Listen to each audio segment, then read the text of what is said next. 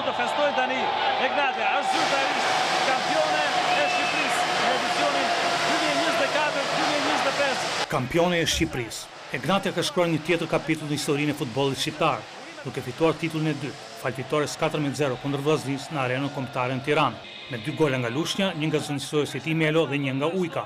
Skuadra Rogozhinase konfirmohet si më e mira e 3 viteve të fundit në Shqipëri, me 2 tituj e Dukupa, ndërkohë që humbi finalet e së vjetme të Kupës vetëm me penallti. Superioriteti i Egnatjas ishte i qartë nga fillimi dhe goli i avantazhit erdhi shumë shpejt. Në minutën 6 Bakayoko shkon në fundore dhe pason te Lushkja, që gjuan dhe më poshtë Jukaj. Shkodranët ju afron me njëherë barazimit me një goditje të lirë të shkëlqyer nga Balaj, por topi përplas në vendin ku bashkohen styllat e portës së Tajsinanit. 2 minuta më pas, Stojanovic bën një kthim të rrezikshëm të topit dhe Juka zgjidh situatën.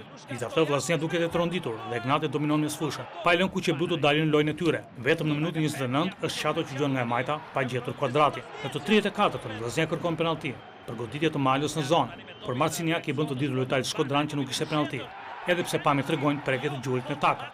Nisja e pjesës së dytë është fotokopje së parës, me një tjetër gol të shpejt. Kasa del në aksion nga Djatha, pason te Ujka dhe ky nga fundorja jep një krosim të ulët për Lushkën, që gjuan sakt me kokë dhe 2-0.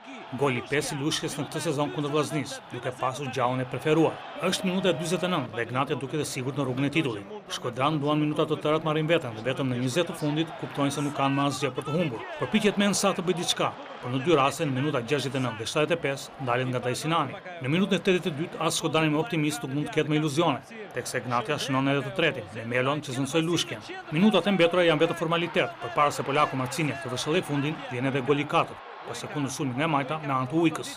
Një fitore e merituar e djemit të Edlit Tetovës përballë një kundërshtari që nuk dha asgjë, shumë larg traditës dhe pretendimeve. Egnatja fiton titullin e dytë dhe barazohet me Elbasanin dhe Teutën në librin e ardhur, duke lënë pas Kuksin e flamurtarin.